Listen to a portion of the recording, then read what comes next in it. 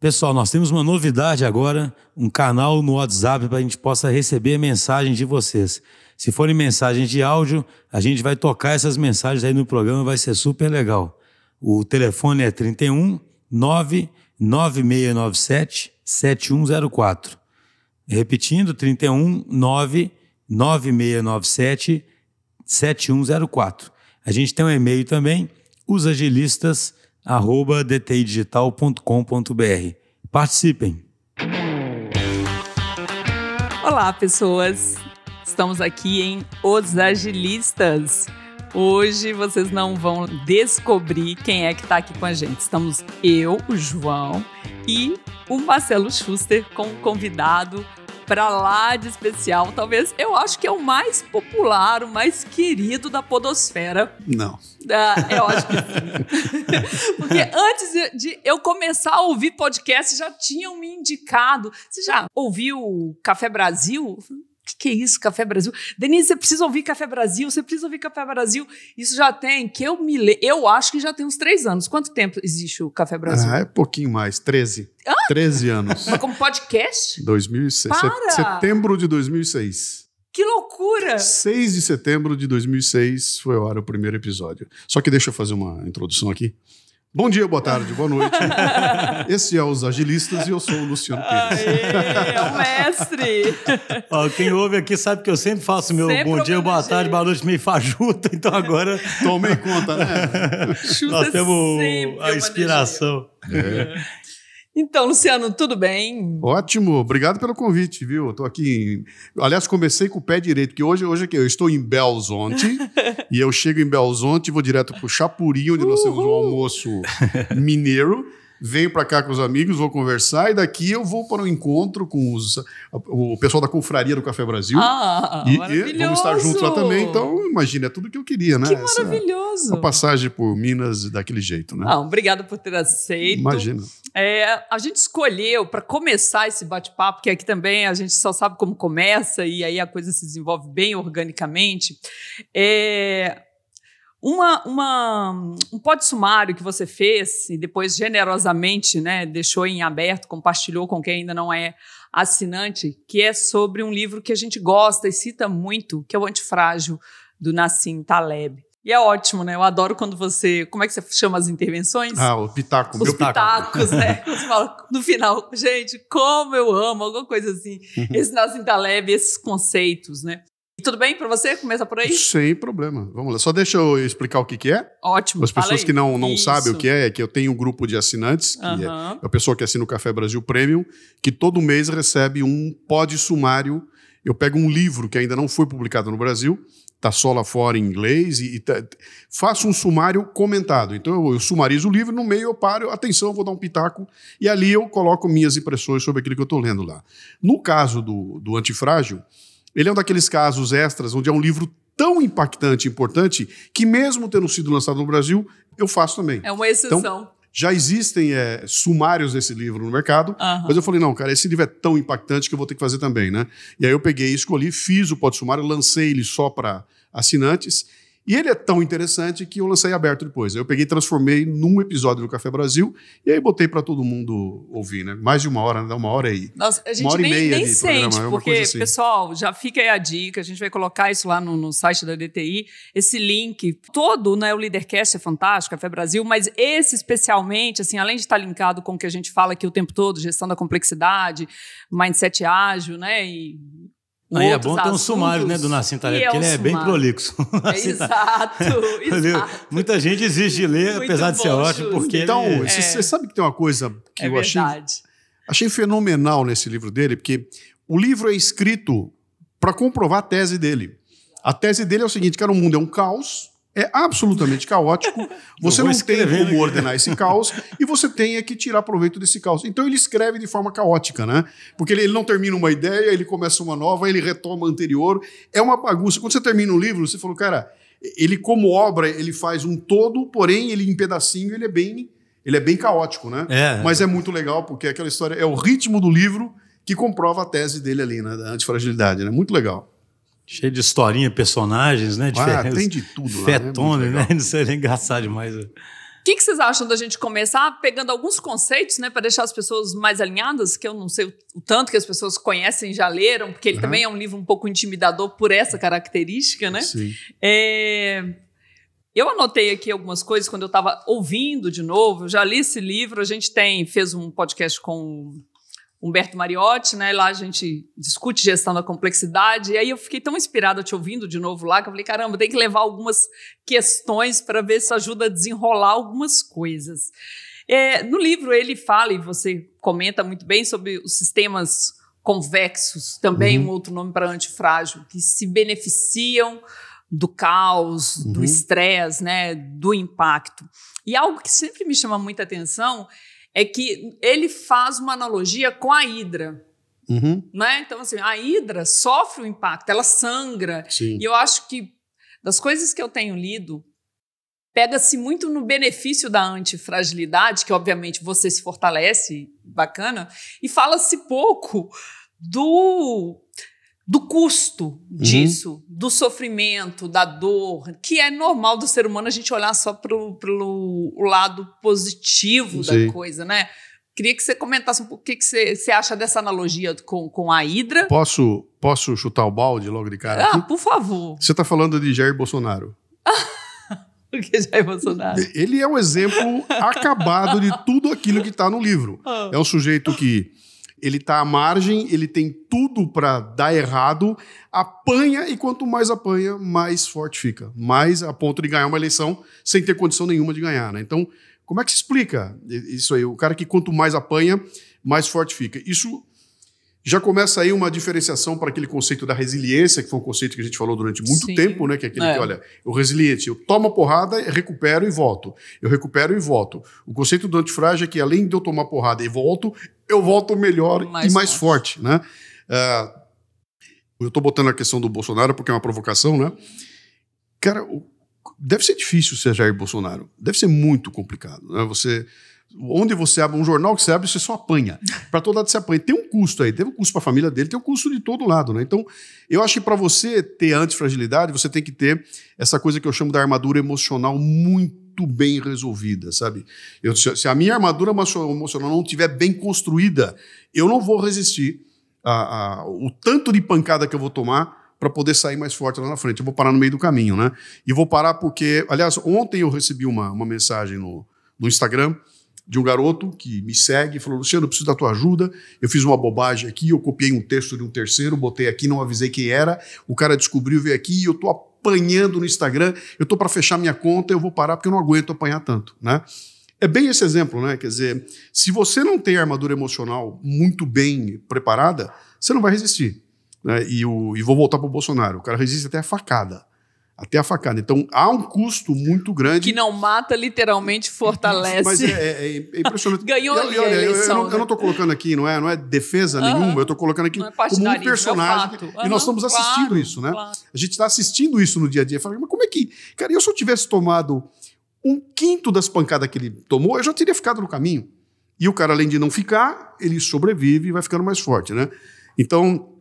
Eu diria que essa questão do custo é complicada, porque ninguém apanha impunemente, né? Porque se não sobrar para mim, vai sobrar em volta de mim. Quem vem me atacar e não me acerta vai atacar quem eu gosto, né? Ou vai atacar as coisas que eu gosto, né? Vai no meu empregador, vai tentar que eu perca o meu emprego, vai no meu patrocinador, tentar que eu perca o patrocínio. Então, há realmente necessidade de você ter uma armadura emocional muito bem resolvida. E isso é uma construção, né?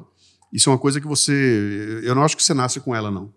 Você tem que construir essa armadura e aí tem toda uma sequência, né? Eu até tenho um programa que eu falo exatamente sobre o que você faz para construir essa armadura emocional, né? Eu tenho que ter tanta segurança naquilo que eu estou fazendo que eu estou sabendo que eu posso falar, que eu estou sabendo que vem a pancada, eu sei até de onde ela vem e já estou preparado para recebê-la aqui. Por quê? Porque eu estou seguro naquilo que eu estou dizendo. E não quer dizer que eu estou certo. Quer dizer apenas que eu só vou abrir a boca para me manifestar ou para praticar uma ação a hora que eu tiver segurança de que aquilo que eu estou fazendo é o meu certo, né? Então, se eu não tiver isso, eu estou abrindo a boca para tomar pancada para todo lado. Isso nós estamos vendo para todo lado também, né? Carreiras sendo construídas e destruídas em 15 minutos, né? O sujeito aparece, é o rei da cocada, e em uma semana ele é destruído, né? E o mesmo para empresas, né? O tempo todo. Mas é a mesmíssima coisa. Não é que o antifrágil não quebre, que ele não morra. Não. Né? Não é isso. Na verdade... Ele tem um ponto até onde ele aguenta essa pressão. Se morrer, acabou, né? A questão toda dele é que... dá pra gente falar que deve ter níveis de antifragilidade, sabe? Tem um momento que vai passar. E o Nissin até fala isso no livro, né? Ele fala que tem até um ponto. Tem um ponto, que você sabe que aquele ponto é o teu limite. É o teu limite. Se você passar dele, você é burro, né? Que é aquela história do cheguei na beira do abismo e fiz o quê? Dei um passo a mais, né? Pera, eu cheguei na beira do abismo, eu tenho que parar. Por quê? Porque só burro continua a andar ali, né? Então, entender esse limite faz parte dessa construção da tua armadura emocional. Dessa inteligência emocional. Eu sei até onde eu posso brincar com você, né? Eu sei até onde eu posso te provocar. Eu sei até onde eu posso chegar, dali para frente fica perigoso, ou porque eu estou lidando com coisas que estão completamente fora da minha alçada, eu não entendo daquilo que eu estou falando, ou porque eu estou mexendo com valores que não se mexe, ou por educação, ou por prudência. Né? Então, tem limites, né? E acho que você entender esses limites aí faz parte de utilizar bem essa tua Sabe o que eu acho curioso? Que quando a gente pensa no... Porque assim, como você falou no comecinho do episódio, né? O Nassim Taleb, ele faz o livro retratando esse mundo caótico, né? Todo o tema dele é isso, né? Desde o Black Swan, tem em inglês é Fooled by Randomness, né? Tem um primeiro livro dele que é tipo... Ou seja, sempre é sobre o... Esse eu não li. É um dos primeiros livros dele, sabe? Comecei no Black Swan. Porque ele mesmo enriqueceu, né? Sabe da história, né? Ele ficou milionário numa dessas crises da Bolsa, acho que da Rússia, porque ele aposta em opção, né? Ele vai sangrando aos poucos e se tem uma crise, assim, o que eu acho muito curioso do jeito que ele enxerga o mundo é que o ser humano, talvez tanto pessoalmente quanto organizações, ao enxergar esse caos, essa aleatoriedade, ele faz uma série de medidas para tentar controlar isso e fica frágil, né? Exatamente. Fica iludido, né? Exatamente. O tal do personagem que ele sempre tem um dos livros que coloca o tal do peru, né? Que fica toda... Tinha uma época que eu queria fazer uma tirinha que era o peru... Você lembra? Esse peru, sabe? Que o peru, ele tá lá todo dia sendo alimentado pelo... Né? A vida inteira, a minha vida é muito boa, tá tudo sob controle, né? Até que chega a véspera do Natal, o cara vai, corta a cabeça dele e ele morre, né? Sim. Então, assim...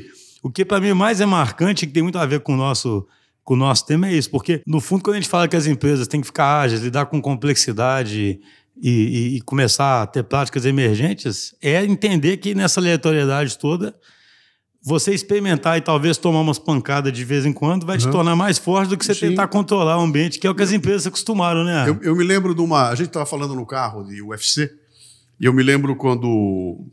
O Chris Weidman ganhou do Aranha, ganhou do Spider, né? E o Spider era imbatível. Ninguém ganhava do Anderson Silva, né? E ele perdeu. Perdeu com aquele jeitão dele, perdeu. E foram entrevistar. E ele falou muito bem, até hoje eu só tinha vitórias, hoje eu tenho uma derrota, eu sou um lutador completo. Né? Você vê, olha só, agora eu posso dizer que eu sou um lutador completo, porque eu perdi também, né? Então faz parte do processo você tomar... a tua lição e aprender que não tem outra forma. Ninguém aprende só com vitória. Não dá. Quem só ganha, uma hora vai se arrebentar, né? Você aprende é no erro e na derrota. É daí que vem o ensinamento, né? Eu não sei se você lembra, mas ao longo do livro, né, eu coloquei, teve alguns momentos que eu parei ali, que eu fui dar o pitaco, eu falei, cara, eu tô no céu, porque esse cara está teorizando o que eu faço na prática, né? A vida inteira eu fiz assim, de repente esse cara tá botando em teoria aquilo que eu faço na prática. Já acreditava e já praticava.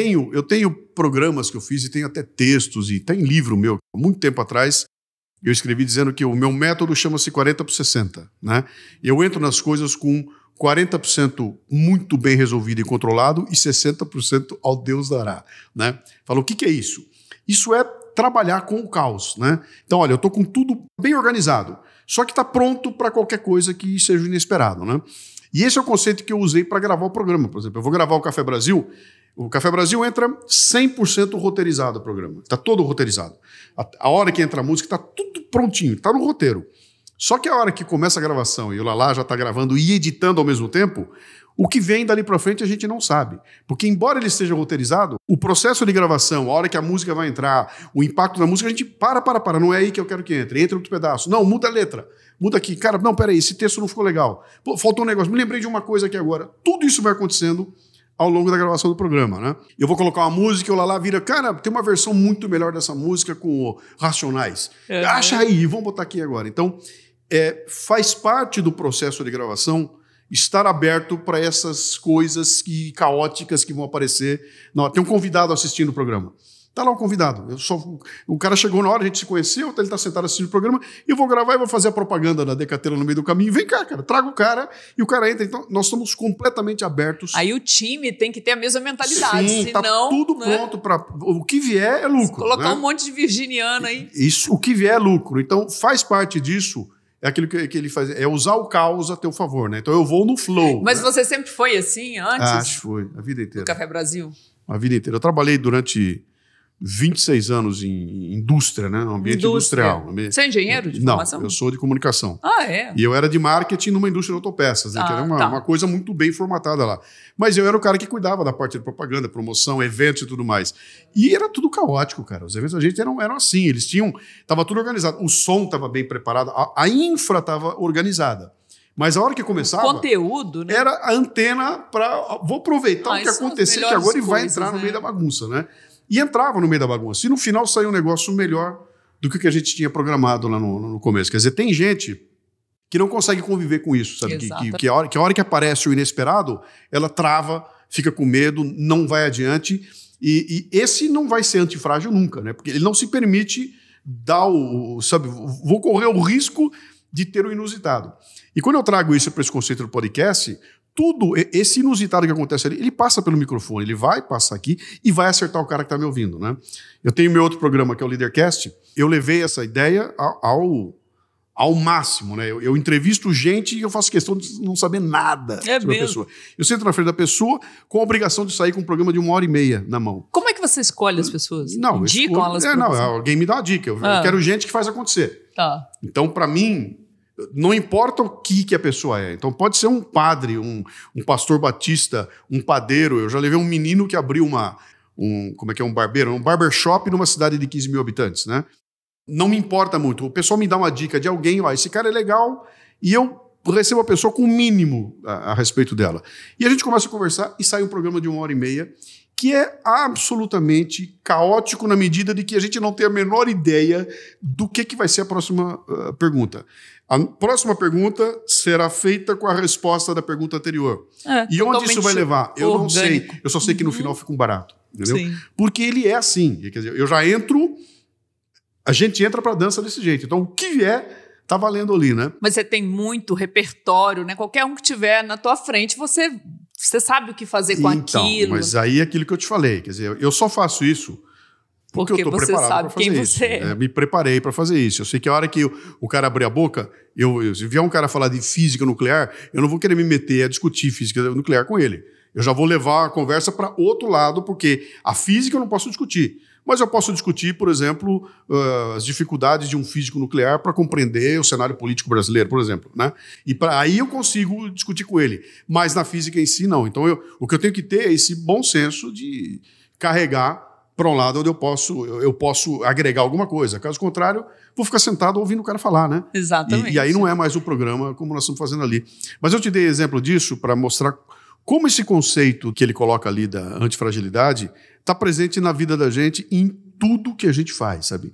E aí eu fiquei feliz quando eu achei o livro e falei, cara, o cara conseguiu teorizar o jeito que eu já vinha trabalhando, né? E dá pra ver, quando você escuta o programa lá, e quando eu vou dar o pitaco, eu falo, cara... Tá curtindo, e aí minha cabeça explodiu agora, o cara acabou de falar um negócio. Adoro a parte final do empirismo. E aí que eu dou um exemplo, né? Que eu dou... O que ele acabou de... Olha o que aconteceu comigo. Prova que o cara acabou de falar aqui, né? Mas você falou uma coisa aí que eu quero resgatar, né? Falou assim, olha, o cara que não tem esse espírito, assim, ele não vai ser antifrágil, né? E ao mesmo tempo a gente tem falado o tempo todo como que a gente pode ajudar as empresas a reverem esse modelo mental de comando, controle, para abraçar a incerteza, abraçar no sentido de, cara, cai na real que sempre foi assim, a gente é que tinha uma ilusão de controle, que agora se mostra como uma fragilidade muito maior diante da complexidade que é cada vez mais presente, mais brutal.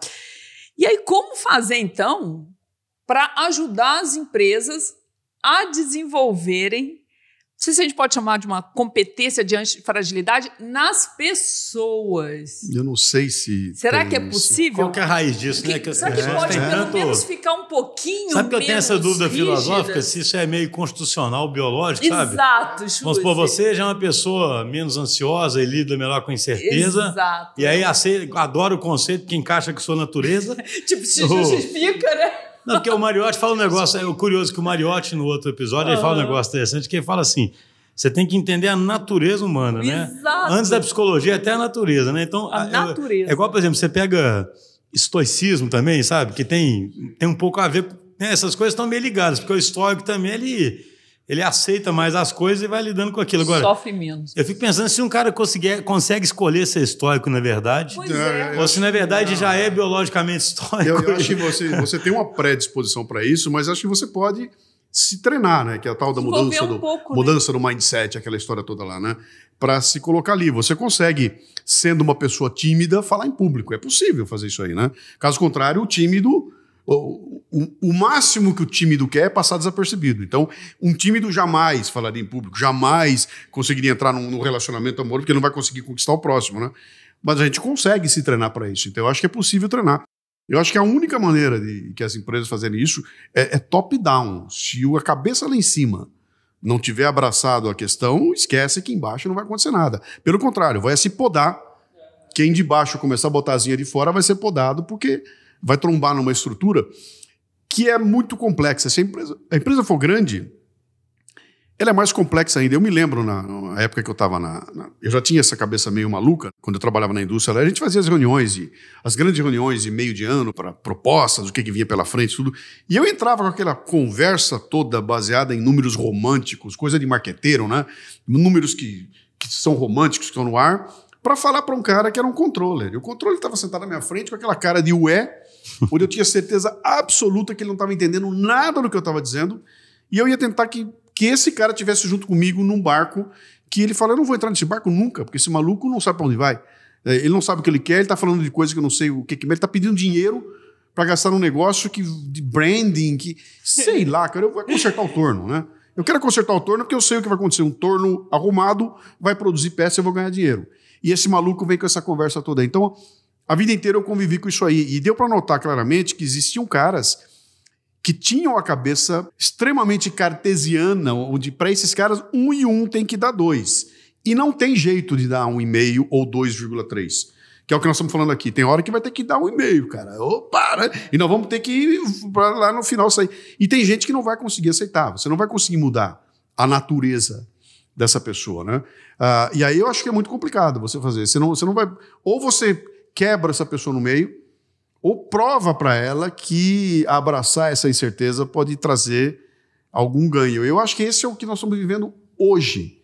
A humanidade está passando nesse momento pelo momento em que essas duas culturas se chocam, né? Vem uma garotada a fim de que a vida a gente dá um jeito e se vira, num ambiente que é gerido por pessoas que cresceram o tempo todo no comando e controle, a planilhazinha no fim do dia. Mas vai acontecer uma seleção natural, vocês não acham? E ao mesmo tempo vem uma geração com uma inteligência emocional, não sei se eu posso dizer isso, bem questionável. Justamente um excesso de zelo da família, da sociedade, de não expor ao risco, ao desapontamento, à frustração, esse mimimi todo. Eu acho que eu acho que o que você está tentando dizer é o seguinte: tá vindo uma geração que questiona a autoridade, questiona o organograma, questiona a relação de causa e efeito, entendeu? E num ambiente que não dá para questionar muito algumas coisas. No fim do dia tem que dar resultado. Mas também não foi exposta a tanto estresse para criar essa musculatura. Mas então, eu cheguei ali porque já teve alguém tomando porrada no meio do caminho. Exatamente, né? Esse é o ponto. E o que está acontecendo agora, a seleção natural que você falou, nesse momento está acontecendo. Começou a estourar a bolha aí, começou a quebrar empresa de montão aí, que as startups, que era uma maravilha, etc. Olha o Uber essa semana. Está começando a dar problema direto, uma atrás da outra. Por quê? Porque no fim do dia, cara, tem que passar uma linha e tem que dar um número. Tem que reequilibrar. E esse número, cara, tem uma sequência para acontecer, tem um processo a ser seguido ali. Exato. Você não consegue implodir tudo e falar vai ser tudo na zona e no fim dá certo porque o mundo é lindo. Não vai dar. E começou a aparecer. Eu não quero dar nomes aqui, mas começou a quebrar uma atrás da outra. E eram empresas que tinham... Era outra bolha que estava se formando, né?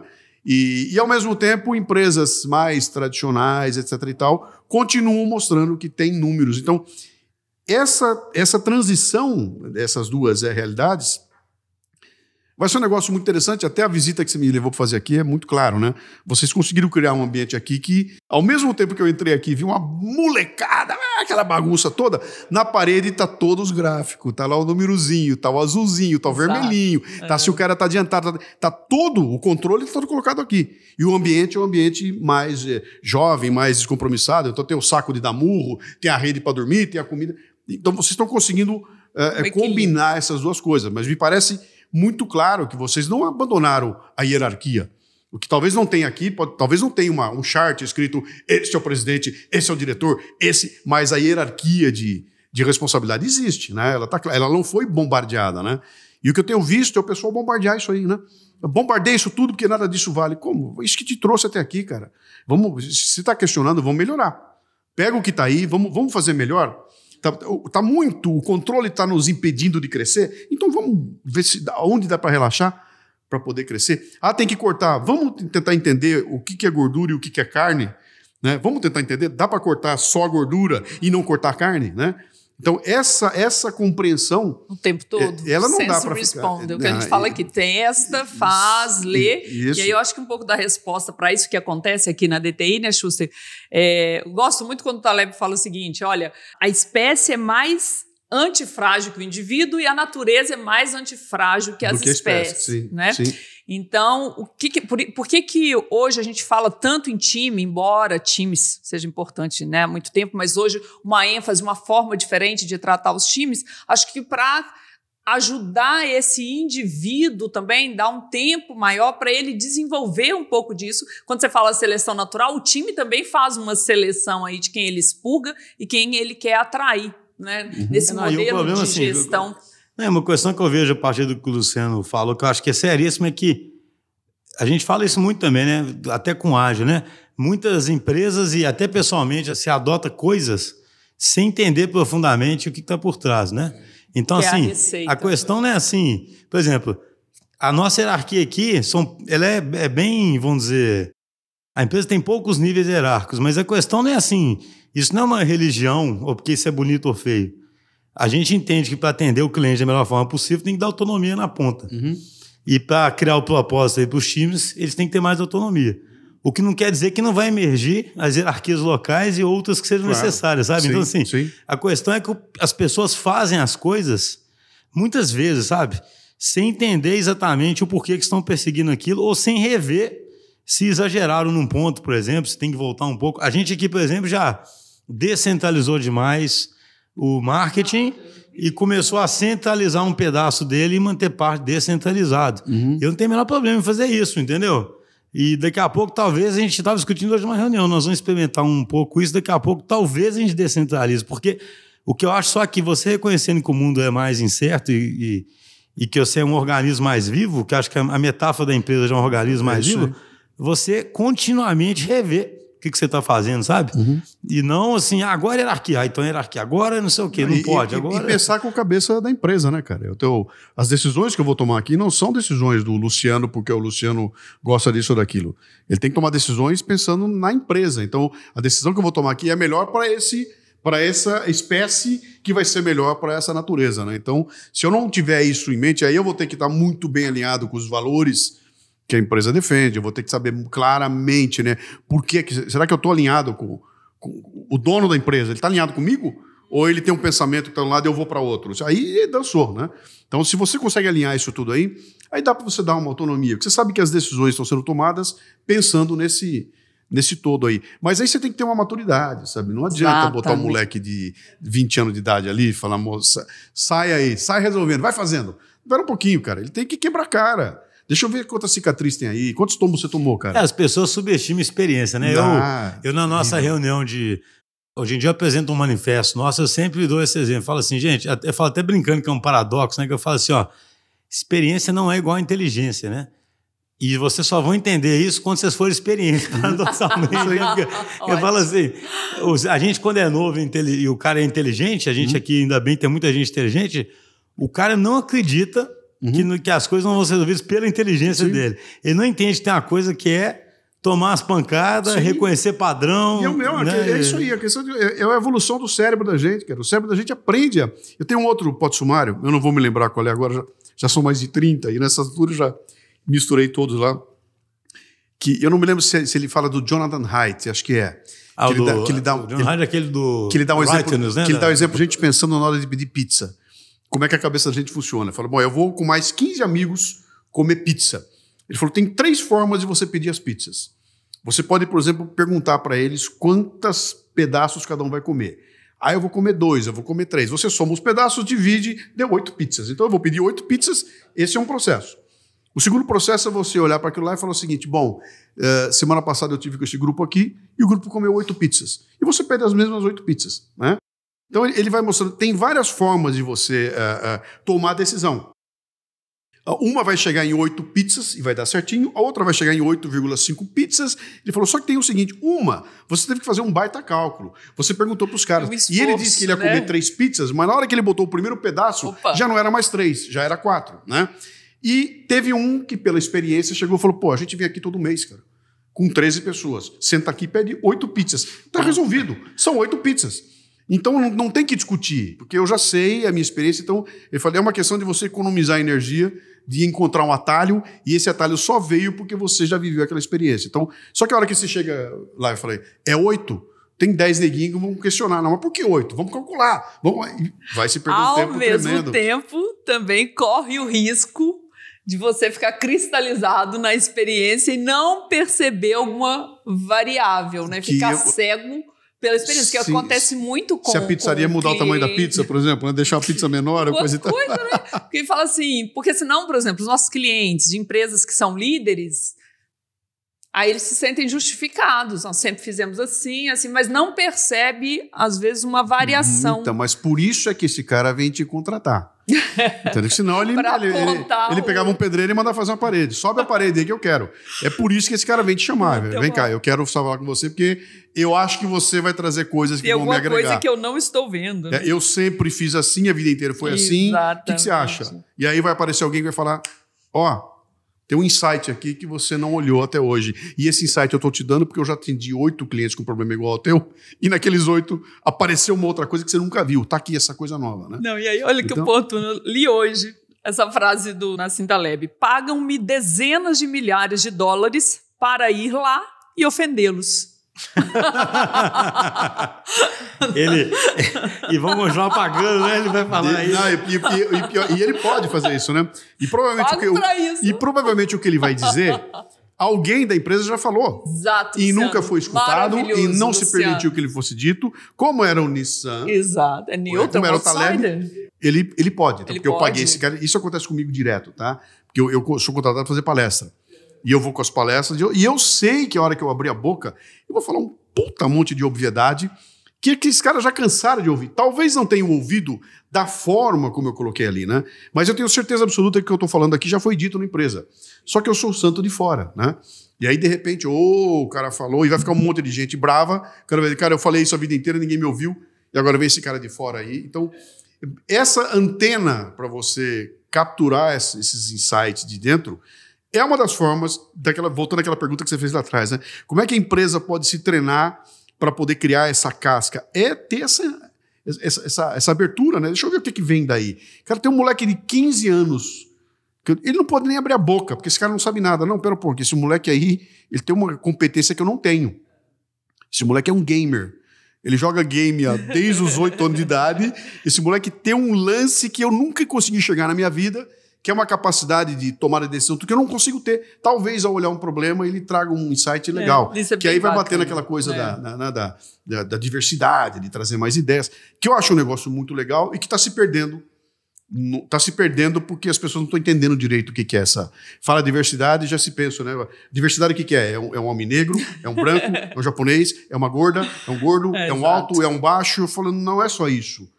Não é uma formal. Né, ela não é formal, é uma diversidade de conteúdo, de experiência. Eu quero isso. Eu não vou trazer um homem negro porque a pele dele é escura. Eu quero trazê-lo porque ele enxerga o mundo com os olhos de um homem negro, que é diferente de um homem branco. O tipo de pressão que ele sofre não é a pressão que eu sofro. É isso que eu quero. Eu não quero a cor da pele dele. Eu quero o olhar dele. Porque a gente nascemos com um viés cognitivo que todos nós sabemos resolver o problema do outro melhor que o outro. Todos nós somos peritos em criar o filho dos outros. Sim. Né? Então, eu tenho feito isso quando vou facilitar planejamento estratégico, quando o cliente insiste, né, de levar outsiders. Então, são 2 clientes. Não se conhecem, são de segmentos diferentes. Então, fala, olha, você topa, um gestor, você topa dar pitaco lá no planejamento? E, para minha surpresa, está sendo bem aceito, numa forma de... Tem gente ganhando dinheiro com isso, como eu nunca... Os tal dos masterminds, né? Tem ganhando isso dinheiro, porque o cara junta 8 clientes de alto nível, põe numa mesa, isso aí. Você paga uma nota para estar naquela mesa, joga o teu problema na mesa e tem 8 caras de alto nível vendo o teu problema. E aquilo vira um exercício de resolução de problema ali, que virou uma... Tem gente ganhando dinheiro um montão com isso aí, né? Buscando o advice, né? Buscando os conselhos de gente que está olhando de fora, né? Eu acho que tudo isso faz parte, né? E se você consegue montar uma máquina que seja aberta para esse tipo de input, sabe? Eu gosto dos conselhos, eu quero ouvi-los, eu quero ouvir essas sugestões, eu quero essa molecada que está participando. Mas sabe só uma coisa que eu acho que é incrível? Tudo isso é importante, né? Não tem dúvida, né? Mas é uma coisa até que o Mariotti falava lá nas primeiras aulas lá, né? Isso vira muito pensamento mágico se a empresa não fizer a parte dela, sabe? Pensamento mágico... Sim, quer transformar aquilo, claro. Isso é igual o cara que quer comprar uma pílula. Né? O cara pensa assim, eu pago uma nota, entra naquela reunião e vai aparecer uma ideia mágica. Mágica. Em vez dele mudar essencialmente, porque assim, a gente aqui acredita demais que a estrutura da empresa...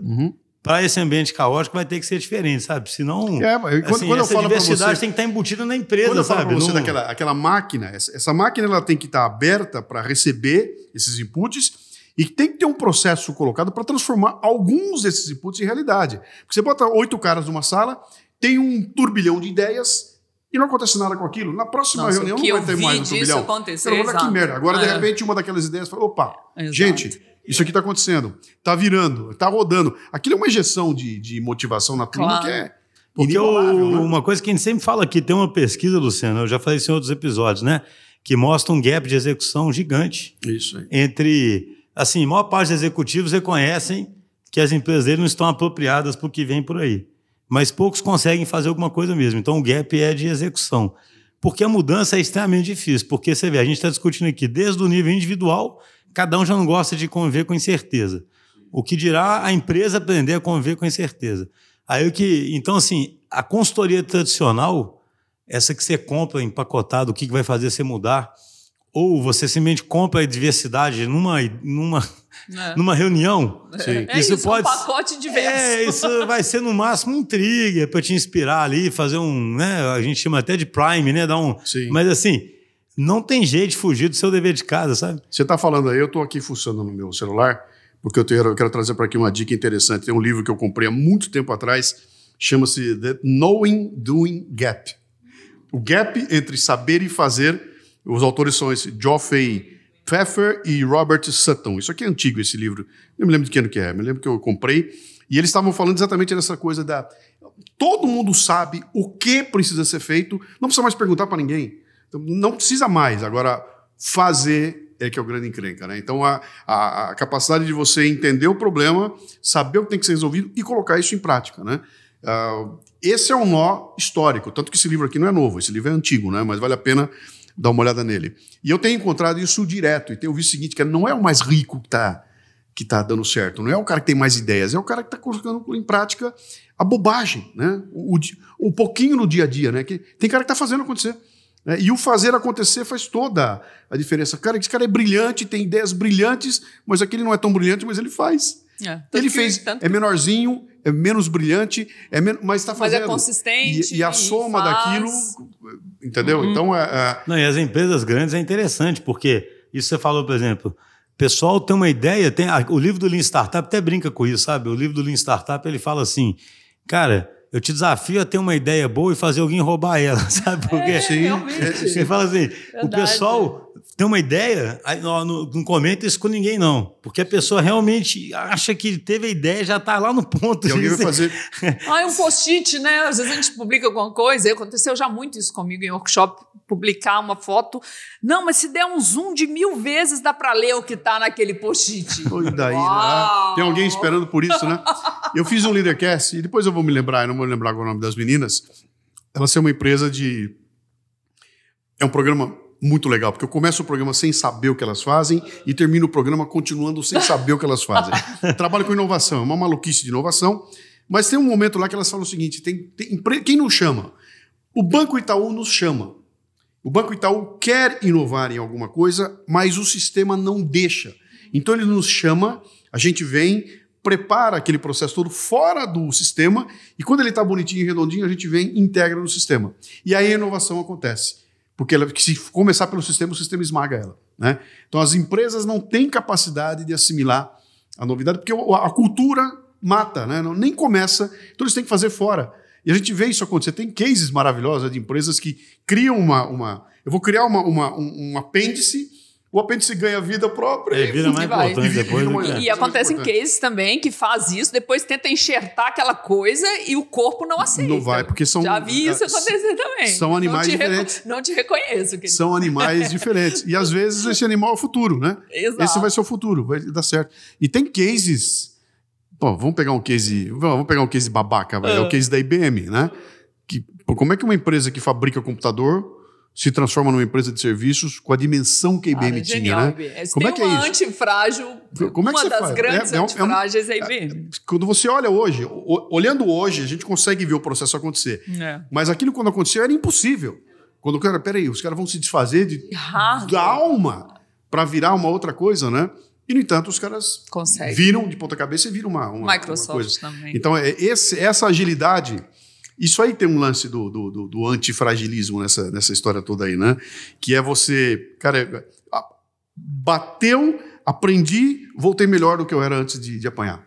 Entendeu? E ao voltar melhor, eu posso tomar uma decisão do tipo, larga tudo que existia, vou partir para um negócio novo. Tem um programa, acabou de sair, um Leadercast. Desculpe eu dar tanta dica ótimo, aqui, porque o Leadercast para mim é uma escola, né? Nossa intenção aqui é alimentar as pessoas para se desenvolver mesmo. Acabei de botar no ar aqui, publiquei agora há pouco o Leadercast 171 da Fabiana Salles. Essa garota tem uma empresa que trabalha com a questão de saúde nas empresas e tudo mais. Ela começa a carreira dela se forma com um trabalho escolar, que é o TCC dela, que é um trabalho onde ela quer construir um medidor de pressão, um medidor de sangue, alguma coisa assim, que fosse pequenininho. Porque ela vê a mãe dela com um holter, passando o dia inteiro com um baita aparelho aqui pendurado, fala, cara, não é possível que esse negócio seja tão complicado. Deixa eu desenhar uma coisa mais simples. E ela desenha aquilo e parte para criar uma empresa com aquilo. E ela vai, tromba num problema, aquilo fica complicado, e ela vira para o outro lado, vira. E ela vai falando do pivotar, né, que é o número da moda, né? E é muito legal, porque você vai ver, ela faz 4 empresas, uma nasce da outra. Porque ela tromba numa necessidade do cliente e fala, cara, isso que eu estava fazendo está errado. O aparelho que eu quero vender para ele não serve. Mas o conhecimento que esse aparelho me propõe, esse é legal. Eles não querem comprar o aparelho porque falta uma informação. Eu vou mergulhar nisso aí. E aí ela vira uma empresa de informação. E ao mexer na informação, ela saca que não adiantava nada ela vender informação porque aquilo não ia funcionar. Se ela não vendesse a solução daquela informação. E aí ela faz uma nova empresa. E aí, depois da nova empresa, ela pivota outra vez até chegar no que ela faz hoje, que é trabalhar com inteligência artificial em cima só dar o diagnóstico, chegar para o cara e falar, bicho, tua empresa está com esse potencial, tem tantos funcionários, 30% vai ter um problema de coração daqui a 2 anos. Tome a providência agora. Né? Só que para chegar aqui, ela foi trombando em problemas e cada vez que ela trombava num problema, ela via uma solução. Então, eu tinha toda a abertura para, cara, eu estou numa empresa de manufatura de aparelhos, não é mais. Que isso agora é uma empresa de desenvolver software. Agora não é mais. Agora é uma empresa de inteligência estratégica. Agora não é mais. Agora é uma empresa de inteligência artificial. Quer dizer, essa predisposição para você entender o que está acontecendo e abraçar essa nova causa é a tal chama agilidade. Exato, que no final é o quê? Inteligência. Cara, eu aprendo e eu vou desenvolvendo a minha antifragilidade, porque esse conhecimento eu só tenho porque eu me expus. E eu perguntei para ela, falei, vem cá, cara, como é que você lida com esse desapego emocional? Porque, cara, é a minha história. Eu construí isso aqui, investi 2 anos da minha vida, e agora eu parei e falei, não é mais, joga fora e começa de novo. Como é que esse desapego? Que desapego é esse? E ela, não é desapego, cara, é que eu vou, para sobreviver, eu tenho uma coisa muito melhor aqui na frente, né? Então, isso para mim é um outro exemplo da tal da antifragilidade. Apanhei, não deu um dia, eu paro e falo, cara, aprendi. Vem cá, eu vou partir para outro caminho. Me desapego daquilo e vou esse assunto tocar adiante, ele é fascinante, porque no final das contas a gente sabe, a empresa é o clichê, mas são pessoas, mas quando a gente fala, olha, empresa, vamos desenvolver uma mentalidade ágil, ser realmente uma empresa disposta a aprender, que valoriza o aprendizado, a gente cai inevitavelmente nas pessoas, e quando você pergunta, né, quem quer mudança, quem quer mudar, né? Então, não. Quem são essas pessoas, né? Essa questão que a gente estava abordando aqui. Quem são as pessoas que estão mais predispostas? Isso até que ponto dá para mudar? Até que ponto é genético? Qual é o ponto que é o ponto máximo, que aí que ela fratura, a quebra? E eu não sei se é até interessante, porque a gente está gravando esse episódio justamente quando o Joker, o Coringa, está em cartaz, que é uma pessoa que quebra. Sim. A quebra. Emocionalmente ele quebra. É aquela história, né? Mas o Coringa é em 7 bilhões tem um Coringa, né? Mas é um humano. Que quebra de um jeito louco. Aquilo é uma quebra louca, mas é uma quebra e a gente está... Mas vem pro nosso dia a dia aqui. O nosso dia aqui, nós estamos rodeados de gente que não serão Coringas, mas poderão quebrar em algum momento, né? Eu estava lendo aliás, eu acho que eu publiquei hoje no Facebook um artigo que é um trabalho feito nos Estados Unidos, eu publiquei hoje aqui. Publiquei ele no Facebook. Se eu não publiquei, vai sair agora, né? Onde os caras mostram um trabalho que foi feito lá para mostrar a importância dos soft skills e dos hard skills. E está dizendo que as empresas estão contratando ou mandando embora muito mais em função do soft skills, né, que são as habilidades soft, do que do hard skill. Quer dizer, o hard skill eu ensino, cara. Aprender a lidar numa planilha eu ensino, aprender a programar, tudo a gente ensina. A questão, o que você não ensina, cara? Eu não ensino exatamente a inteligência emocional, a capacidade de reação, o controle, etc. e tal. Que isso não aparece no currículo de ninguém. Exato. Você não escreve no teu currículo, sou mercurial, né? Fico puto com gente que não concorda comigo. Isso não está em lugar nenhum, né? Exato. E você só vai descobrir isso aí quando você usar. Então eu vou contratar a pessoa e vou descobrir como isso aconteceu, como é que ela funciona depois que ela já está aqui há 3 meses, sei lá o quê, né? Então, eu acho que isso é um problema muito sério. Vamos voltar ao cafezinho que eu publiquei hoje, que eu botei um cafezinho onde eu conto o seguinte, que uma grande empresa fez uma pesquisa gigantesca e mostrou o seguinte, nós vamos ter um problema seríssimo dentro de 10 anos, porque não haverão pessoas capacitadas para assumir as vagas que estão aparecendo. A vaga existe, mas não tem gente capacitada para preencher essa vaga. Por quê? Porque nós abandonamos uma série de coisas que a gente vinha fazendo, então vai ser dificílimo encontrar um pedreiro bom, um carpinteiro bom, um eletricista bom, um programador bom, etc. Que até professor, hein? Eu coloco isso aí. E quando eu termino de fazer o programa, eu conto que essa pesquisa é de 2006. É 2006, que é assustador, né? 2006, né? Aí eu falo, peraí, aí eu prego lá o seguinte, cara, nós estamos discutindo quantidade de desemprego e não estamos discutindo qualidade do desemprego. Qual é o desemprego que não existe, né? Então eu falei, eu conheço um monte de empresas que tem um monte de vaga e não consegue preencher a vaga. Nossa, que... né? Não consegue preencher as vagas. Por quê? Porque é um monte de gente ruim? Eu diria que não. Eu diria assim, tem um monte de gente capacitada, com hard skills na ponta dos cascos. Mas a hora que você começa a fuçar nos soft skills, já vem alguém, epa, esse aqui não vai se adaptar ao meu esquema. Não tem os valores que eu comungo, né? Não serve para o nosso esquema aqui. Só para dar mais eu não me lembro onde foi que eu vi, eu estava ouvindo essa semana alguém comentar que fizeram uma entrevista com o pessoal da Ambev, alguém grandão da Ambev, e a Ambev é reconhecida no mercado como sendo uma empresa dificílima do ponto de vista de sistema, de processo. Ela suga, tira até o bagaço das pessoas, né? E a pergunta para o cara era o seguinte, vem cá, cara, como é que vocês conseguem ter gente trabalhando e galgando o espaço num ambiente como esse de vocês, que é altamente competitivo?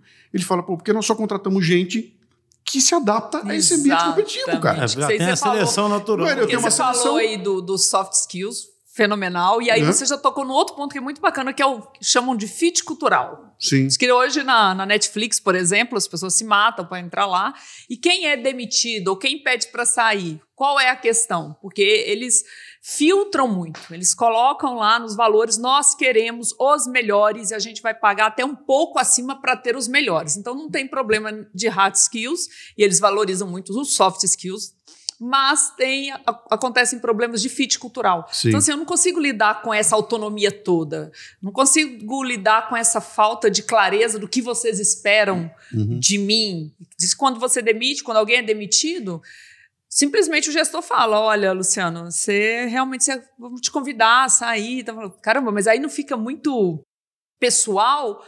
Mas o time não questiona. Já está assim, latente de que aquela pessoa não está entregando para o time. Porque não adianta também você ser brilhante, é um dos valores. O time tem que entender que você colabora. Se o time não está entendendo, mesmo que você seja brilhante, não interessa. Então, hoje, cada vez mais a gente ouve falar nisso. Você está falando da seleção brasileira de futebol, por acaso? É disso que você está falando? Você vê como está em todo lugar, cara? Todo lugar. Isso é da natureza humana, para voltar ao termo que vocês usaram lá atrás. Isso é natureza humana, cara. A gente é assim, né? E quem conseguir trazer essa conceituação da natureza humana para dentro do ambiente de negócios, acho que tem uma vantagem competitiva muito legal, sabe? De criar uma empresa capaz de suportar, de ser viva, uma empresa viva, que não deixa o controle amarrar. E quando o controle amarra, tem alguém gritando, cara, gente, eu tô amarrado, me libera, né? Exatamente, porque os sistemas complexos precisam desses agentes que estressam, né? E um ponto importante, batendo naquilo que o Chu colocou ali da questão de fazer acontecer. Cara, no fim do dia tem que dar resultado. Exato. No fim do dia tem que ter lucro, cara. Tem que dar lucro, tem que dar dinheiro. Porque se não der, acabou tudo. Desmontou o sonho, cara.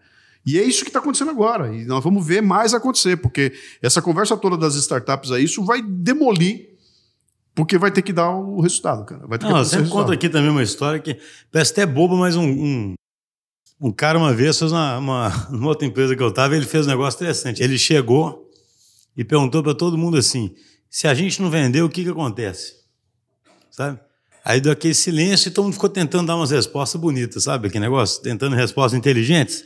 Aí, não deve ser tão simples essa resposta. Eu queria impressionar, né? O Caio, ele simplesmente foi no quadro e escreveu assim, nada. Né? Eu falo isso para todo mundo, que eu falo, gente, a gente aqui não recebe imposto, né? Então, a única fonte de receita que existe é o cliente, né? Então, o único jeito de você manter tudo que existe é sendo relevante para o cliente, né? Sim.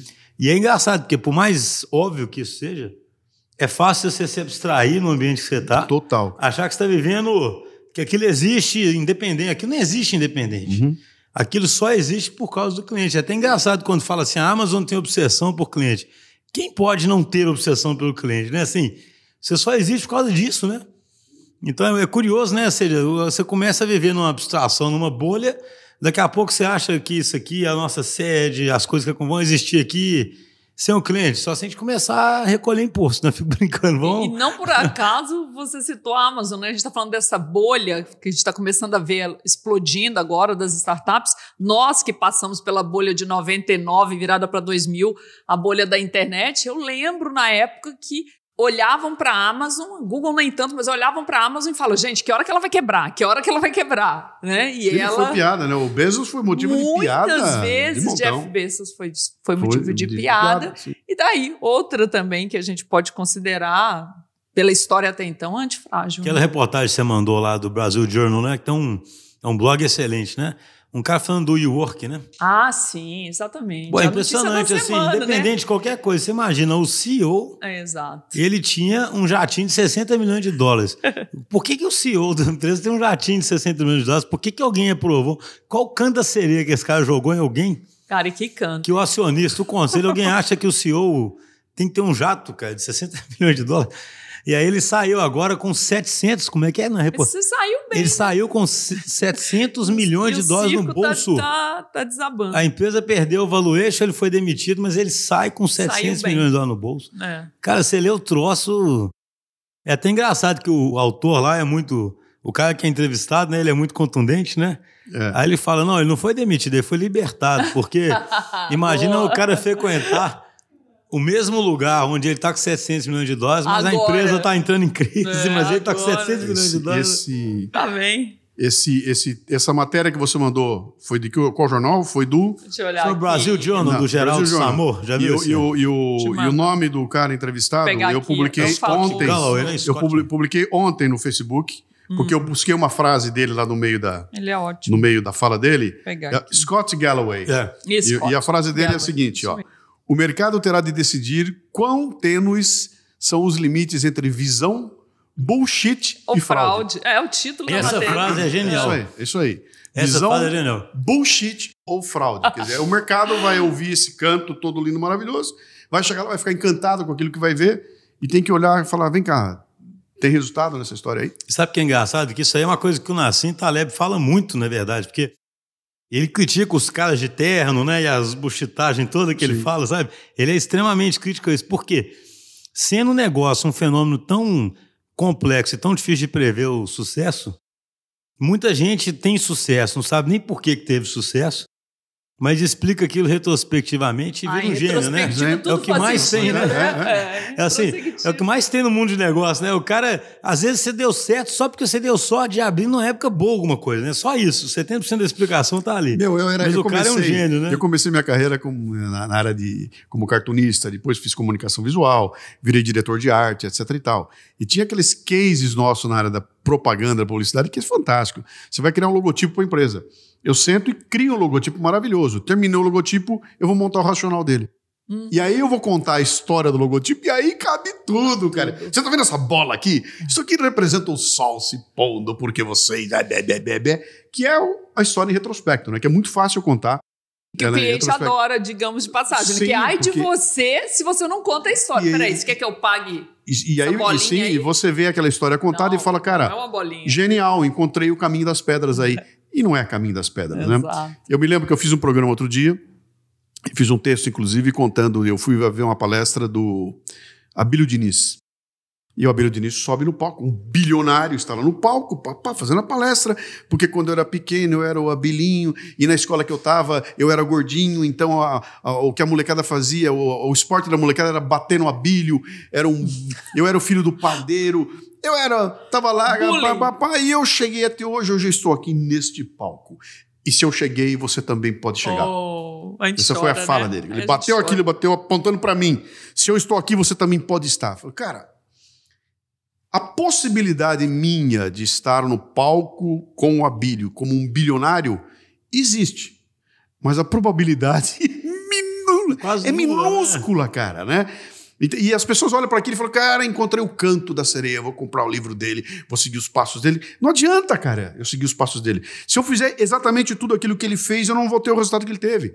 Porque tem alguns componentes no meio do caminho que você não vai explicar, a não ser com física quântica. Você precisa de física quântica. Você precisa de alguma coisa para explicar o que foi aquele movimento que aconteceu de ele estar naquele momento, naquela hora, para encontrar com aquele sujeito e gerar uma oportunidade. E você conseguir explicar também não significa que você vai conseguir reproduzir em cativeiro. Não, de jeito Esse nenhum, é o ponto. Mesmo que você consiga explicar. Tem um autor, acho que eu vou até fazer um enzima sobre esse. Tem um autor que fala uma frase que eu gosto demais, né? Que ele fala assim: o desempenho é bounded, sabe? É uma coisa restrita.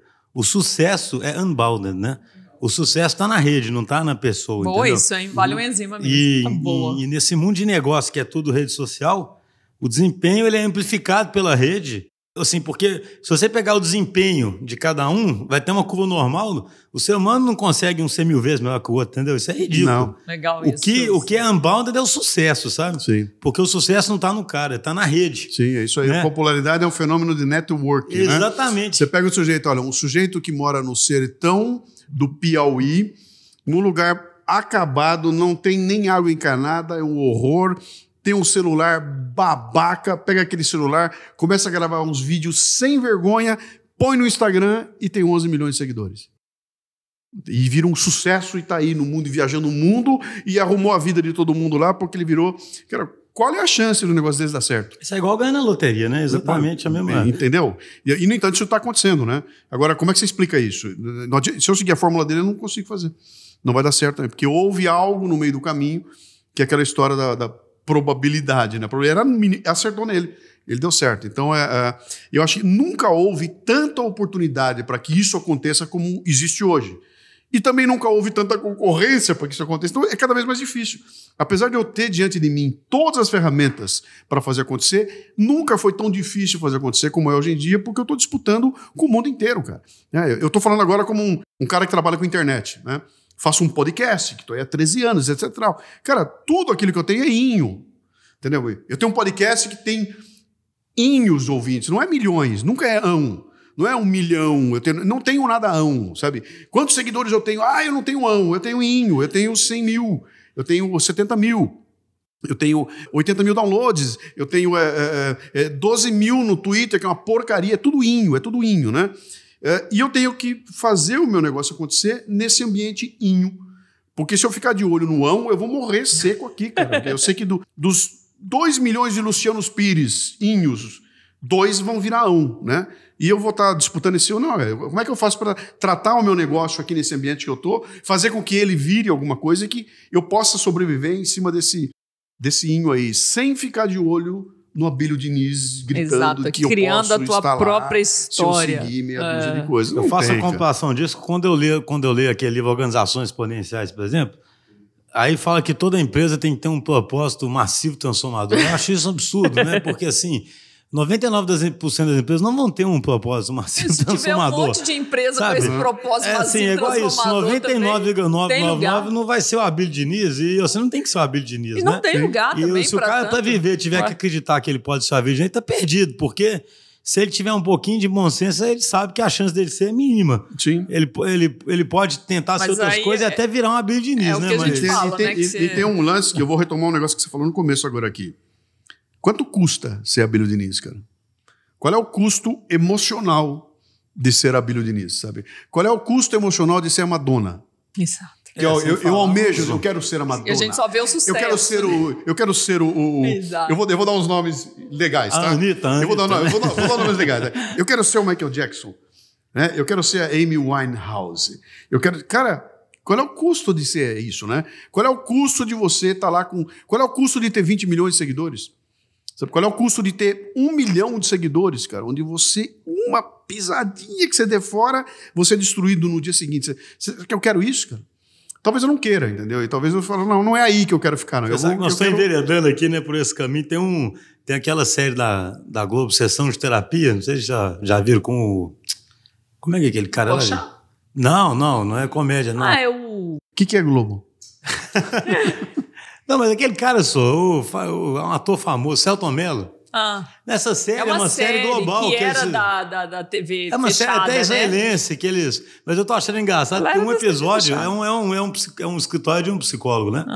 E o episódio é exatamente um personagem, né, que ele tá cuidando dela, é uma atriz famosaça, influencer, blá, que ela vive tanto pros outros que é como se ela não vivesse pra ela. Não tem vida própria, né? Ela é 99% do tempo da pessoa é satisfazendo o que está acontecendo fora, né? Porque...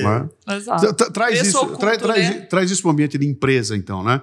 Cara, será que eu quero ser a empresa bilionária, gigantesca, com 20 mil funcionários, né? Eu falo, cara, o que vai acontecer comigo, né? Quanto custa ser isso? Será que eu quero isso? Eu não quero. Eu bolei um modelo de negócio meu que é totalmente inho. Sou eu e 2 pessoas e olhe lá. Cara. E a jornada para você é mais prazerosa. E olhe lá, claro. E olhe lá. Se eu tiver que agregar mais eu vou pensar 1 milhão de vezes. Eu vou contratar uma empresa para fazer o que esse faria, porque eu não quero aumentar o meu tamanho. Eu não quero ficar maior. Eu sei quanto vai me custar pessoalmente. Porque eu vim de ambientes que eram assim. Eu assisti lá, eu falei, não, pera um pouquinho. Então, eu já defini. Tá? O meu negócio é replicável até um limite. Desse limite, eu não posso passar. Se eu passar, vai ter um custo. É interessante, assim, eu imagino, né, que no seu negócio, você gosta de botar a sua marca mesmo, né? Sim. Por isso que ele não fica escalável, mas isso para você não é tão importante, porque é o que te dá o prazer, né? Sim. Por exemplo, você poderia ter feito ele ficar muito mais escalável contratar muitos redatores, fazer muito mais conteúdo, mas aí perdeu a essência, né? Exato. Esse é o momento que eu estou vivendo agora. Eu estou vivendo nesse momento aqui. Falo, cara, meu negócio chama-se Luciano Pires. Se você tirar o Luciano Pires, não tem mais negócio. Né? E do ponto de vista de qualquer startup, qualquer empreendedor, esse é o erro inicial. É a fragilidade. Nem comece, porque se você é o cara que tem que fazer tudo, o teu negócio morreu. Ele não é escalável. A questão minha é o seguinte, até onde eu consigo ir? Né? Então, do modelo que eu tenho hoje, esse modelo consegue se tornar um modelo que me faça viver. Eu não quero ter jato, eu não quero ter um apartamento em Paris, eu quero viver uma vida tranquila, né? Será que eu consigo essa vida tranquila do tamanho do negócio que eu tenho, né? Se eu concluir que não dá, eu vou ter que partir para outro caminho. Mas eu acho que dá. Eu acho que ainda dá, tá? Estou com 63 anos, não tenho mais muito tempo de invenção pela frente, né? Ah, você tem? Então, você vai ver até uns 125. Né, sim, mas não vou no microfone falando, não vai dar, né? Mas então, chegar nessa consciência é complicado, tá? Porque tem um lance da ambição. Cara, eu quero 1 milhão de seguidores, eu quero 100 mil assinantes, eu quero... Você cortar essa ambição e falar, não, para. Para você chegar aí, você vai ter que multiplicar a tua estrutura 5, 6, 7, 8 vezes. E aí você deixa de ser o artista que está fazendo a tua arte com o teu tesão para ser um administrador que vai administrar outro tipo de coisa. É outro negócio. Não é mais o negócio que eu estou tocando hoje. Entendeu? Volta ao que o Schuster sempre fala aqui, né? O líder, uma pessoa, para ser bem-sucedida nesse modelo, nessa complexidade, ela tem que ser muito bem resolvida. E a gente está falando aqui com uma pessoa muito bem resolvida, pelo jeito. Tem que ter uma escolha. Você vai fazer uma escolha no meio do caminho. Essa escolha passa por... Tem trade-offs. Né? Passa por você encontrar um lugar na pirâmide social, na hierarquia social. Passa a abrir mão de uma porrada de rótulos. Eu não tenho um cartão de visita. Saber que opinião que te interessa. Eu não tenho um cartão de visita escrito assim, Luciano Pires da Coca-Cola. Não tenho esse, não tenho um... Meu brand sou eu. É você. Meu brand sou eu. Que é conhecido por... Não é muita gente que conhece, né? Então, ele não abre portas por aí. Ele abre pouquíssimas portas, né? E conviver com isso significa eu tenho que refrear essa ambição, até onde ela vai? Não está muito claro para mim, cara. Ela vai até o momento que me enche o saco. Começou a exigir demais, eu não quero. Eu vou ter que pensar e rever o meu negócio, né? E o dia que eu morrer, o negócio acaba. Então, este momento eu estou vivendo isso. Nesse momento exatamente só aqui agora. Já que nós estamos continuando, está virando um Leadercast invertido aqui. Quase, né? Essas reflexões, por exemplo, você ter essa coragem. Porque, assim, existe uma pressão da sociedade por aquilo que é quantificado, né? Sim. Aquilo que é mais quantificado, que é o que faz várias pessoas caírem no canto da sereia de realmente procurar só o que é mais material ou mais visível, né? Porque tudo isso é mais invisível, né? Tudo isso começou quando você foi no Everest? Assim. Não, porque eu tenho... Que hora que foi esse momento iluminado? Eu estava ouvindo um episódio que você falou do Everest, eu falo assim, cara... Eu não sei se eu tenho coragem para o Everest, mas sabe com uma viagem dessa? O que acontece? Não, são coisas... São momentos da vida da gente, cara. Eu fui para o Everest, eu fui para o Campo Base do Everest com 44 anos de idade. Né? Já tinha mais de 20 anos de empresa. Então eu já era um profissional do mundo corporativo, experiente, já acostumado com a porrada toda. E quando eu fui para o Everest, o que eu fiz ali foram 15 dias de caminhada na montanha, onde seria a mesma coisa que eu me trancar no lugar e ficar fazendo meditação durante uma semana, entendeu? Você, quando tá parado lá e a única coisa que você faz é andar e pensar, você repensa a tua vida inteira. Aquilo serviu para me alertar de algumas coisas. Falar, você já foi lá por algum motivo, né? Já eu fui naquela... Eu fui para ver se eu conseguia ir, se eu conseguia vencer um desafio diferente do meu do dia. Meu desafio do dia a dia é um desafio intelectual, de tomar decisões, de sobreviver nesse mundo, essa selva nossa aqui. Lá era um outro desafio, que era técnico, era um desafio de corpo e tudo, que eu nunca tinha visto. Eu falei, cara, vou ver se eu sou bom mesmo, quero ir ver se eu consigo fazer aquilo lá, né? E aquilo serviu como um grande momento de repensar. Quando eu voltei, eu falei, cara, eu vou assumir coisas que eu já tinha largado para trás. Eu tinha deixado de desenhar, vou voltar a desenhar. Não tinha mais escrito, eu vou voltar a escrever. Eu vou reforçar esse meu papel de botar minha opinião para fora no mercado, né? E foi quando eu voltei que eu comecei a estruturar isso tudo. Até então, eu já fazia palestra, já escrevia, já publicava um monte de coisa, já fazia tudo pequenininho. Quando eu voltei, eu falei, eu vou estruturar isso aí de uma forma que eu possa fazer com constância. E aí comecei a fazer, cara. E aí nasce textos semanais, toda semana, nunca mais falhou um texto. Nasce o podcast, vão nascendo as coisas devagarinho, uma atrás da outra. Até que em 2008, 8 anos depois, eu saio da empresa. E na hora que eu saio da empresa, que te deu o meu tempo, com 52 anos de idade, que você para e fala, bom, cara, pera um pouquinho. Agora eu pego esse meu currículo aqui e vou procurar emprego numa outra empresa para começar tudo de novo. Aquela encheção de saco, aquela comédia corporativa, aquele teatro horroroso. Não, cara. Se é para me incomodar, vou me incomodar comigo. Então eu vou tocar o meu próprio negócio. E foi aí que eu montei o conceito do Café Brasil, e já fazem 11 anos isso, né? Então, incrível. E aí eu virei um empreendedor brasileiro vendendo cultura, cara, que é um absurdo. Isso a chance de dar errado é 98%. O que eu vi de gente quebrar no meio do caminho, e eu, aos trancos e barrancos, fui tocando aquilo lá. Né? Desde que eu saí da empresa até hoje, meu patrimônio só caiu. Ele nunca subiu um tostão. Ele só diminuiu, né? E eu estou há 11 anos insistindo nessa história toda aí. Porque tem um intangível. Que não dá. Cara, 63 anos de idade, eu saio da minha casa, eu ando 60 metros, entro no meu escritório. Você viu o meu escritório? Meu escritório é um brinco, cara. É que eu sempre quis ter na minha vida. O meu estúdio está a 4 metros da minha sala. Não tem ninguém para me encher o saco, cara. Se eu não quiser ir trabalhar, hoje eu não vou. Entendeu? Eu lido com clientes que eu faço atendimento direto com os caras. Então, é tudo inho. Mas me deu uma paz na idade que eu tô, que não tem dinheiro no mundo que pague. Então, se eu morrer amanhã, acaba tudo. Meus filhos vão ficar com um pequeno patrimônio que eu montei aí. Não tem nada além daquilo lá, né? E é curioso, né? O Café Brasil é frágil, né? Então, a discussão minha nesse momento é o seguinte: como é que eu faço que isso se transforme em algo além, sabe? Que a hora que eu terminar, essa coisa continue. Aí vem, sabe, a questão, como é que eu faço a produção de conteúdo não dependa tanto do Luciano. Eu vou ter que contratar redatores, mas eu já tentei fazer, e o resultado é terrível.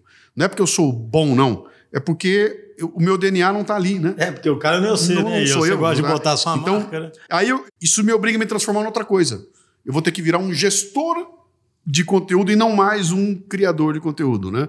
De novo, né? A que preço tudo isso? Isso, exatamente. Você se define até quase mais como um artista mesmo, né? Do que para mim, o que eu faço é arte. E aí um artista não tem negócio escalável mesmo. Não, o que eu faço é arte, cara. A questão toda é... E talvez a tecnologia consiga escalar isso de alguma forma para mim, entendeu?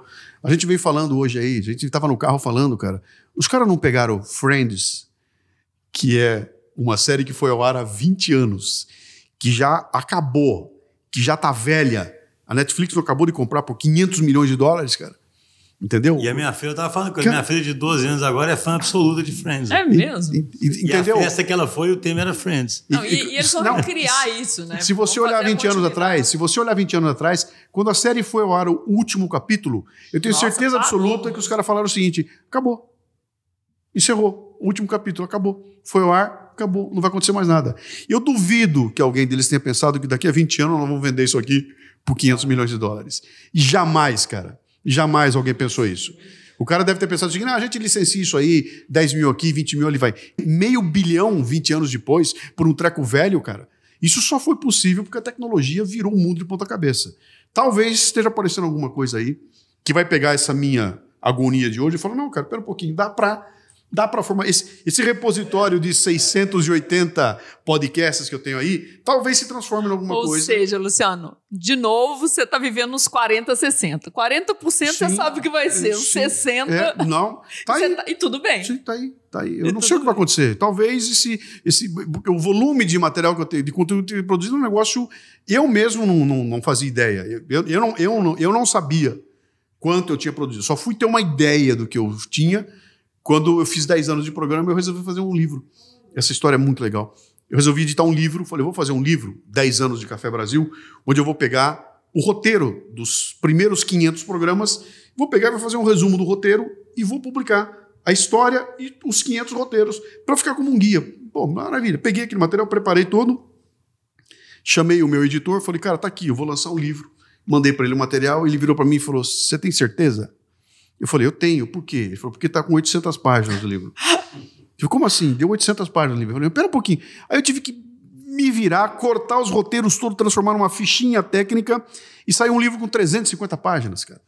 Que é o livro contando meus 500 primeiros programas. Já estou com 680 e tanto. Então, tem um volume gigantesco que, de alguma forma, vai ter algum valor. Se ele for rearranjado, rearrumado, reagrupado, pode ser que esse treco tenha um valor aí na frente, né? Que eu não sei, alguém vai saber. Quem sabe meu filho.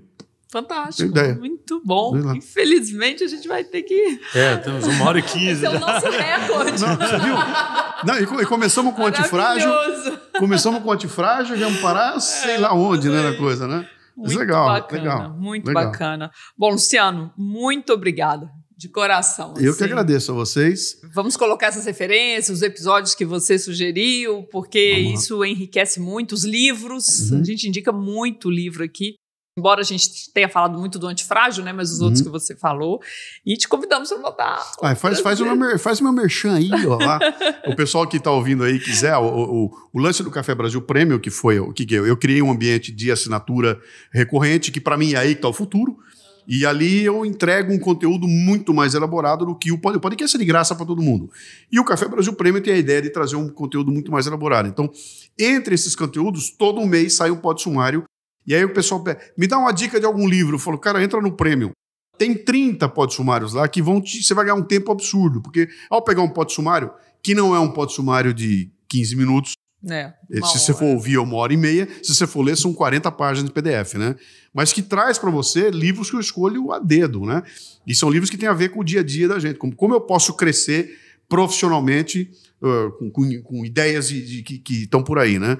E ali está uma pista, talvez possa ser um caminho. Quem estiver ouvindo aqui, e atenção que vem aqui o bônus, tá? E acessar o cafedegraca.com, cafedegraca.com, pode assinar por um mês de graça. Assina por um mês, consome tudo e... É que nem Netflix, cara. Se quiser consumir tudo, pode consumir. Se conseguir, né? É de graça. Muito bacana. Então, olha aí, anotaram, né? Eu já vou assinar, porque eu tô enrolando. Não assinei antes por falta de ir lá e fazer, né? Mas o Schuster já tinha me indicado já há muito tempo essa assinatura. Então... Pessoas, muito obrigada pela companhia de vocês. Continuem. A gente está preparando para começar a ler, né, os feedbacks que vocês mandam para nós. A gente tem recebido tanto comentário bacana, né, que a gente vai começar a ler alguns aqui também, né? Sim.